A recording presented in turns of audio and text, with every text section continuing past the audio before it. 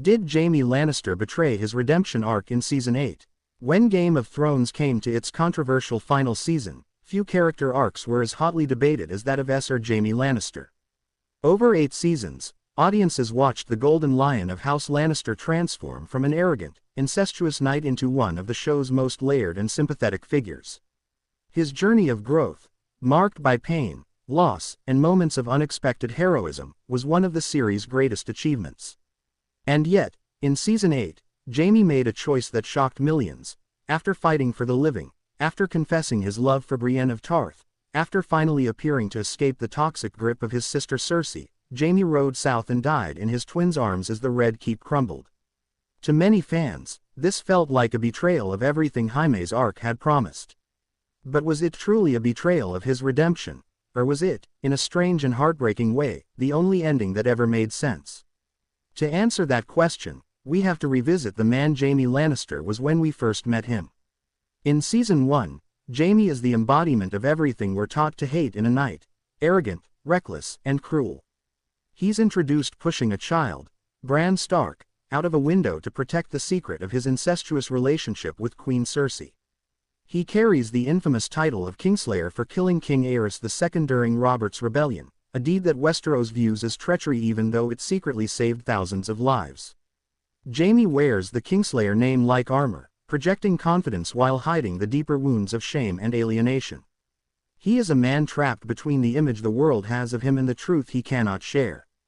Jaime's entire identity at the start of the series revolves around two things: his love for Cersei and his status as a Lannister. He is defined not by personal honor or independent purpose, but by loyalty to his sister, to his family, and to the idea of Lannister superiority. Cersei is not just his lover, she is his mirror, his addiction, and the only person who truly knows him. Together, they share a defiance of the world's rules. As Cersei tells him, "We came into this world together, and we will leave it together." This relationship is at once passionate and poisonous. It gives Jaime comfort and purpose, but it also keeps him chained to his worst instincts. The first cracks in Jaime's armor appear in Season 2, when he is captured by Robb Stark's forces. Stripped of power, mocked as the Kingslayer, and bound in chains, Jaime is forced to confront who he is without his titles and privileges. But it is his journey with Brienne of Tarth in Season 3 that truly begins his transformation. Their unlikely partnership, born of mutual hostility, gradually evolves into a bond of respect and trust. Brienne sees the man behind the Kingslayer reputation. She believes in oaths, honor, and morality, and she challenges Jaime to live up to those ideals. In turn, Jaime confides in her the truth of why he killed the Mad King, to save the people of King's Landing from being burned alive. This confession is a turning point. For the first time, Jaime shares the burden of his most defining act and finds acceptance instead of scorn. From that moment on, Jaime slowly but steadily becomes a different man. He loses his sword hand, a devastating blow to a knight defined by martial skill, but this loss becomes symbolic. The hand that once wielded a sword with deadly precision is gone, forcing Jaime to redefine his worth beyond violence and vanity. He saves Brienne from a bear pit at great personal risk. He chooses to free Tyrion, his brother, despite knowing it will anger their father. He defies Cersei's growing ruthlessness, especially in the later seasons, and finally leaves her side when she refuses to honor her pledge to help fight the army of the dead. By the time he arrives at Winterfell in Season 8, Jaime seems to have completed a remarkable evolution. The arrogant knight who once pushed a child from a window now stands ready to fight for the survival of humanity, even if it means dying alongside former enemies. It is no wonder, then, that viewers were stunned when Jaime made the fateful choice to return to Cersei.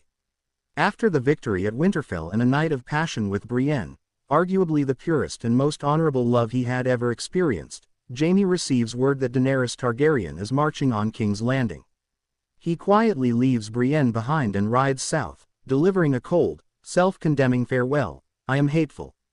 I am like Cersei. I belong with her." To many fans, this felt like a betrayal not only of Brienne, but of Jaime's entire redemption arc. How could a man who had risked everything to escape Cersei's influence throw it all away in the final hours? On the surface, it's easy to read this as a failure of character growth. But a closer look reveals a far more nuanced truth. Jaime's journey was never about transforming into a perfect hero. It was about understanding the conflict between love and honor, between who he wanted to be and who he truly was. His relationship with Brienne represented the possibility of redemption. She embodied honor, loyalty, and selfless love, qualities that drew Jaime toward his better self. But growth is not the same as escape. People do not shed their deepest attachments overnight. And for Jaime, no bond ran deeper than his connection to Cersei. Cersei is not just a lover or a sister to Jaime. She is a part of his very identity. They are twins, two halves of a whole. Their love, however twisted, is the defining force of his life. Even at his most honorable, Jaime has never been free of her pull. When he hears that Cersei is about to face destruction at the hands of Daenerys, Jaime cannot stay away. He rides south not only out of love, but also out of responsibility. He knows Cersei will never surrender, and he fears that Daenerys will destroy the city, just as the Mad King once threatened to do. Jaime's history as the Kingslayer, the man who killed a tyrant to save King's Landing, looms large in this decision. Perhaps, on some level, Jaime believes he must face Cersei one final time, whether to save her or to stop her. His line to Brienne, "I am hateful," is not merely an admission of love, but a recognition of his own darkness. Jaime knows he is not the flawless hero Brienne sees in him. He is a man of contradictions, and he cannot deny the truth of his heart.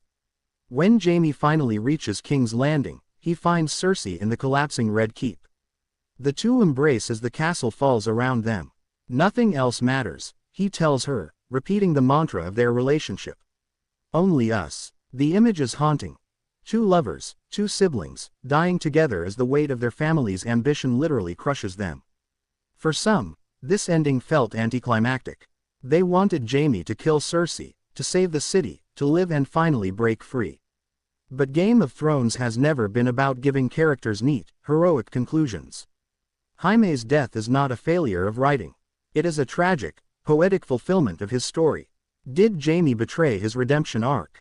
That depends on how we define redemption. If we see redemption as a straight path toward moral perfection, then yes, Jaime's return to Cersei is a betrayal. He does not stay with Brienne. He does not kill Cersei to save the realm. He does not die a celebrated hero. But Game of Thrones has always rejected such simplistic morality. Redemption, in this world, is not about erasing the past or becoming flawless. It is about self-awareness, about making choices with open eyes, even when those choices are painful. Jaime's choice to return to Cersei is not a regression into ignorance. It is an acceptance of truth. His time with Brienne was real. His growth was real. But growth does not mean denying the deepest parts of yourself. Jaime loves Cersei. He always has. And in the end, he cannot imagine a life, or a death, without her. This is not weakness, it is tragic honesty. He dies not as the Kingslayer or as Brienne's noble knight, but as himself, a man who loved completely, even when that love destroyed him. It is also important to recognize that Jaime's return to Cersei does not erase his earlier acts of bravery.